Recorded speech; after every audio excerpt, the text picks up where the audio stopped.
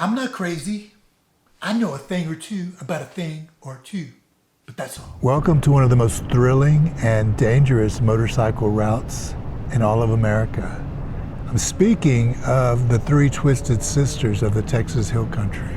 For about the last 40 years, they've become more and more popular with motorcycle enthusiasts around the world.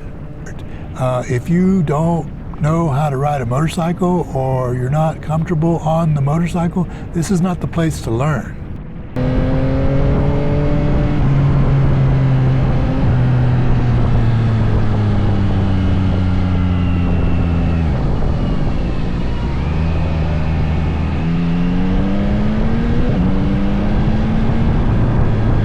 These aren't just scenic roads.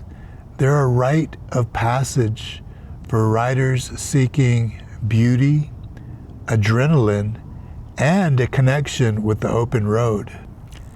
But with great beauty comes great risk.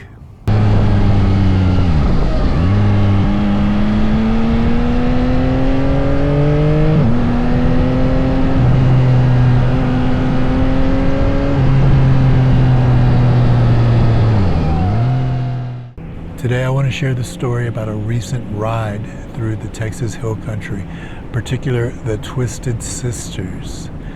The Twisted Sisters are amazing fun and very challenging motorcycle terrain, but they can also be very dangerous, especially for the inexperienced rider. And you may say to yourself, well, I've been riding for 20 years. Perhaps you have, and maybe you can handle these roads with no problem whatsoever. Maybe this video is not for you, in which case, thank you for watching anyway. Those of you that aren't as experienced and are thinking about tackling such terrain, stay tuned. I also want to talk about group riding.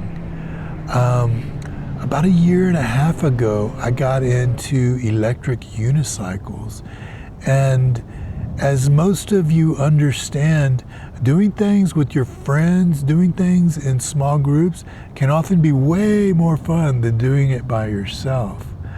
I'm an empty nester. My children recently turned into young adults and kind of flew the coop and are doing their own thing.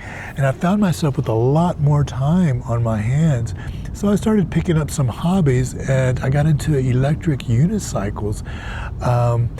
This was great fun to do in a small group scenario, and motorcycling's no different. Once I got comfortable on my newest motorcycle, which is a 2023 MT-09, that's a Yamaha 900cc motorcycle, very powerful naked sport bike. I wanted to try riding with some friends in groups. And what better place to do it than the Twisted Sisters of the Texas Hill Country. But there's something I learned recently. I've been on several group rides out there already, and it was my first group ride. But let me let you in on what I learned, and that is probably not the best terrain to do your first motorcycle group ride in. I would instead suggest that you do your first or initial few group rides in much less demanding terrain. I do like to learn from my mistakes, but I will just share some of the things that I think might be important to you guys, and that is riding such, well, can you call it taxing? Perhaps, but I'm talking about riding terrain on a motorcycle that's very challenging. You know, the Texas Hill Country has twists and turns. This is not for the faint of heart. If you don't know how to ride a motorcycle or you're not comfortable on the motorcycle, this is not the place to learn. But if you are, and you want to enhance your skills, you want to challenge yourself, come on out, man, because I'm about to show you some of the most gorgeous riding terrain in all of the world. But it has its concerns and things that you need to take into consideration before you go crazy out here, because it can be dangerous. But do it right and you can have a lot of fun and build on your skills and turn yourself into a world-class motorcyclist. That's what I'm going to do. All right, here we go. Okay. Nobody was fucking coming right at the same time. That was 21 miles. Maybe somebody's gonna follow that guy. That was funny. He just like. Yeah, he was standing there. He went blue right to the stop sign. Is that where, oh, maybe that's where I need to go. He been hanging out with us. Now he's just driving around in circles. Hey, when we go by, I want to pull in the Family Dollar parking lot. I want to do a circle around it. Yeah, see, I want this on my MT10. Also, Brian, hey. This? The light. Oh. The light in, yeah, the whole. Brian, check your oil level. I said, check your oil level, because I think I keep seeing puffs of smoke coming out of your exhaust. I just fucking, It might be that it's hitting the exhaust. Oh, yeah, that's probably what it is. what? I keep thinking I'm smelling oil burning while I'm behind you. Probably fork oil. Yeah. Oh, you're probably smelling oil. This motherfucker probably spitting oil at you. Really? I don't know. He said, I don't know. I'm just talking shit. Just talking shit. I'm surprised. It's pretty nimble. They for are. a big old bike. This channel isn't strictly about motorcycling, but motorcycling is one of my passions. And, you know, what better to make videos about than something you're passionate about? So I make videos about love and life and the lessons that life teaches us. I do it on electric unicycles. I do it walking in the park. I do it from my motorcycle. I'm a thrill seeker. I'm an adventure lover. So I'm a nature lover. So you're gonna see me outside riding my electric unicycle, riding my motorcycle, enjoying the fresh air. Let's talk about experience, particularly motorcycle riding experience. My situation is unique because I've been riding a motorcycle and I've had a motorcycle endorsement on my driver's license for more than 30 years. Now you might think, wow, you must be a very experienced motorcyclist. You must be able to handle whatever the Twisted Sisters require, no problem. Well, let me tell you, there's a difference between life experience and motorcycle riding experience. Yeah, I got my motorcycle endorsement, my first motorcycle, way back when I was, 20 years old. But the deal is way back then, I started on a 250 and I rode it for, maybe a year. There was a period of, maybe 20 of those 30 years of my riding experience or having a driver's license, motorcycle endorsement on my driver's license. Many of those years, I didn't even own a motorcycle. So I didn't become a professional rider. It's not like I rode it weekly for 20, 30 years. That's not the case. I went a long, long period without riding at all. What riding experience I had was on a 250. That's an entry-level bike, you know.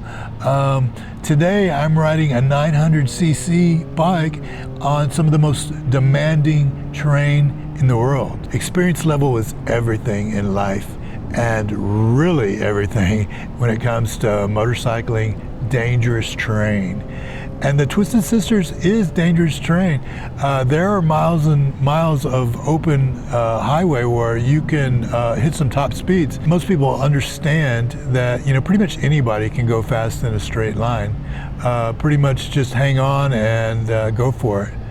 But riding twists and turns and changes in elevation and going around blind corners and looking for gravel on a curve. These are a different scale, a different requirement. So what are the Twisted Sisters? We're talking about ranch roads specifically 335, 336, and 337. Probably about 120 plus miles of riding in the Texas Hill Country. Takes you through, well, it seems like everything is privately owned in Texas. So you're riding through privately owned lands. They're gorgeous. You don't get to set foot on them, but you get to enjoy the beauty that they provide. There are a few places that you could pull off and kind of rest and soak it all up and take it in. There's one in particular where you can pull off and enjoy the water features. I'm talking about like a small waterfall, a moving body or stream of water. Very scenic, very gorgeous. There's some shade that you can kind of camp out, maybe have a picnic or something like that. I'll show you some footage of that. There's another stop along the way. If you're out there, it's usually an all-day thing. Every time I go out there, I spend all day riding these roads. And there's not a lot out there as far as restaurants and service stations, gas stations, things like that. There are a few, and they're not hard to find, but I will recommend the Bent Rim Grill, and they call it the Grill and Frio Motorcycle Shop. It's not, don't be looking for a motorcycle shop out there because you're not going to find one. So it's the Frio Canyon Motorcycle Shop and Bent Rim Grill. So the Bent Rim Grill is, it's very down-to-earth little hamburger joint out there in the middle of the Twisted Sisters. It's on Google Maps, so you can navigate there that way. Just type in the Frio Canyon Motorcycle Shop and Bent Rim Grill. You can probably type in one or the other. They're both one and the same. They have two names like that, a motorcycle shop and a grill, but it's all one establishment. And really, truth be known, there is no motorcycle shop. What it is a t-shirt shop. They sell cool t-shirts. I'm wearing one of them right now. They're memorabilia, they're souvenirs. Like I said, this Twisted Sisters have been a attraction to motorcyclists for over 4 decades. So they're kind of cashing in on a little bit. It's a great little joint. They have a little open bar. They have hamburgers, fast food, tater tots, Frito pies, things like that, good hot dogs, and they have beer. I don't know if they actually have alcohol other than beer, but I know they got beer. They have a nice variety of t-shirts to celebrate the time that you spent out there on the Twisted Sisters. And if you get comfortable out there and it becomes one of your regular spots, you probably want to show the t-shirt off and brag about your ability to ride the Twisted Sisters, because I've said it before, it's not for the faint of heart, and not just any motorcyclist can ride out there. You can try, but it can be very scary. But if you're comfortable handling your motorcycle in the most demanding of situations, then you're going to have a blast out there. I can't wait to get back out there. I try to catch every group ride that is posted, and love everything about it. And love everything about it, except for maybe the ride out there, because I usually ride out there about 7:30 in the morning. It was 47 degrees 2 mornings ago while I was riding out there, and that's Texas weather for you. You know, it can be 45 degrees in the morning and 75 degrees in the afternoon. So that's pretty cold to be riding in the morning, but perfect in the afternoon. So if you don't mind, then, you know, put on an extra layer and tear it up. But I don't want to be carrying around that extra layer when it's 75 degrees. So I just kind of sucked it up. And really, truth be known, A real motorcyclist has to be able to relate to riding in cold environments. So now I can relate. You know, I spent an hour freezing my butt off riding from San Antonio to Kerrville one morning in 47-degree weather. So been there, done it, got the t-shirt. Let me tell you more about the trip. Okay, so I don't mean to scare you when I talk about the challenges of the Twisted Sisters. It's not my intent to scare you off and say that you're not capable. Everyone is capable. Some of you have more experience than others. The ones that have plenty of experience, this video is not for you. You know, I'm not going to tell you anything unless you're unfamiliar with the Twisted Sisters, but the safety aspects, I don't need to tell you how to ride safely. If you have tons of experience and you're still alive, chances are you know how to ride safely. So kudos to you. And if you see me, don't hesitate to share your experience and your lessons with me because, yeah, I've been riding for 30 years, but I don't have 30 years of continuous experience. You know, the other day I was riding with about 3 or 4 guys my own age, so we're middle-aged, and they have 20, 30 years of continuous riding experience. You know, they've ridden motorcycles weekly for 3 decades. So that's a different level of experience than what I have. Yeah, I've been riding for 3 decades, but not continuously, and not sport bikes, not 900 cc's, liter bikes, 1300 cc's. That's what these guys were riding. And they were fully capable.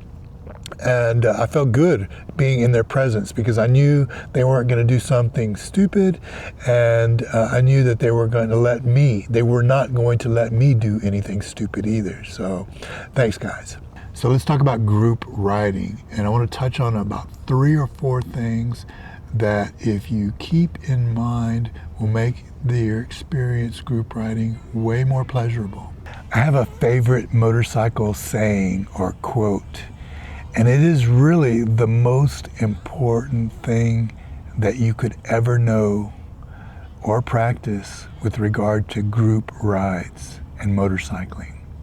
And that is, here it is, drum roll please, ride your own ride. Ride your own ride. If you're an experienced motorcyclist, I don't have to tell you what ride your own ride means. Those of you that have never heard of that saying, that is, man, when you're in a group ride, you have a tendency to want to do everything that everyone else is doing, you know? And if they're experienced riders, more experienced than you, you're going to want to do what they're doing. You're going to want to keep up with them. Man, you can't do that in the Twisted Sisters, man, because you can get hurt. If you're pushing yourself beyond your skill, abilities, your experience level, you're gonna get hurt. Don't try to keep up with anyone, you know? Be honest before you take off. Let them know, man, I'm gonna be taking it easy. I can't keep up with anybody. I've got to ride my own ride. Let them know that you're gonna ride at your own pace. If they give you shit, that tells you right now you're riding with the wrong group. Don't let anybody give you shit for you wanting to ride your own ride. Ride your own ride, no matter what anybody says. Communication is important. Be honest. If this is the first time you've ridden with these folks, let them know up front what your skill level is, what you're comfortable doing and not doing. And be honest with yourself, too. Do what is right for you. Do what is safe for you. Do what is comfortable for you. Don't worry about saving face, about, you know, what they're going to think of you. What they're going to think of you doesn't matter. But if you're so concerned with what they're going to think of you, if you're with the right group of guys, oh, the pronouns, sorry about the pronouns. If you're with the right group of people, guys or gals, it doesn't matter. And there are plenty of gals out there that can ride. They're not gonna care what you're doing. They're not gonna make fun of you. They're not gonna say, you're a loser for riding your own ride. if they do, you're with the wrong group. I'm going to show you what the group that I rode with 2 days ago said when I told them, hey bud, I'm riding my own ride. I'm going to show you what they said. Riding my own ride. No, that's dude, fine. I hear you. That's what it's I all got about. no business being on the front. I need to go back. Wouldn't I don't expect wanna- anything else out of you, George. They say on group rides that obviously you want to have somebody that knows what they're doing. You want to have somebody that knows the, the sport and the terrain. You want to have somebody like that up front leading, but really, all things being as they should be, it would be nice to have somebody like that in the back too. They call that the sweeper. So you have the leader and the sweeper. Sweeper just meaning somebody that knows what they're doing, somebody that can ride good and safely and reliably, bringing up the rear, so they can make sure you don't lose anybody. And if y'all get separated, this person is going to be familiar with the routes and the meetup places. So ideally, it would be great to have somebody that is smart in those ways in the back. But the reality of the situation is those people like to ride fast. And they're usually up in the front, leading the way, playing chase, playing follow the leader with the fast guys. And that's what happened 2 days ago with me. And that's fine, I said ideally you have somebody in the back that knows what they're doing and is very experienced. It doesn't always turn out that way. It's often the slowest rider that ends up bringing up the rear. And that was me 2 days ago. And you know what? I'm fine with that. And the guys that I rode with are fine with that. They didn't have to wait for me. They took off. They had their high-speed adventure through the twisties, and they stopped at the next meeting point and waited for me. And you know how long they waited for me? I bet they weren't there 3 to 5 minutes before I showed up. So we're not talking about 30 minutes or an hour waiting for me. We're talking about just enough for me to ride it safely. They were still unwinding and getting comfortable where I ended up catching up with them, and they were fine. And they were fine with me taking my time and doing the right thing, riding my own ride. They respect that. The other thing is staggered formation. If you're new to group riding, you want to be riding in a staggered formation. So that means not right behind each other. If you're right behind this guy and he has to slam on the brakes, there's a delay. You're going to very likely run into the back of him. So a staggered formation makes it possible for, in the event of emergency, if they had to suddenly brake, you have some flexibility there. It's going to take you a couple of seconds to respond, but you're not going to rear end him. And that's the thing. So staggered formation, always want to adopt that. Now in the twisties, going through a lot of tight turns, you're not going to be able to be in a staggered formation, but you want to give yourself a little more following distance in that sense. So those that are new to group rides, I would recommend, once you're comfortable on the motorcycle by yourself, you can ride on the street, on the road. You've done it many times. You can get on and ride your bike across the city without any issues, and you're ready to start sharing the sport with some like-minded people. Find yourself a group. Facebook has a bunch of them, and introduce yourself and get out there with them. Ride staggered, communicate well with them, let them know what your skill level is, be honest. Everybody wants to be more than they are, but it's not smart to portray yourself as something you're not. It's a good way, when you talk about motorcycling, it's a good way to get hurt. So do your own thing, ride your own ride, and be honest about your ability. And don't be bashful, don't be ashamed, and don't worry about what others think of you, because it really doesn't matter. You've heard that saying, what you think of me is none of my business. Well, that's so very true. What other people think of you is none of your business. It doesn't matter. See all this gray hair on my head? The Merce George channel is about my F-ups. I'm going to share them with you, and I'll share with you what I learned. Maybe you can relate to these lessons. Maybe you've made some of the same mistakes, or maybe you're young and haven't had the misfortune of falling on your face and making these mistakes. So hearing them from me can save you the trouble, the heartache, the expense, the blood, sweat, and tears of making them yourself. You don't have to make them yourself.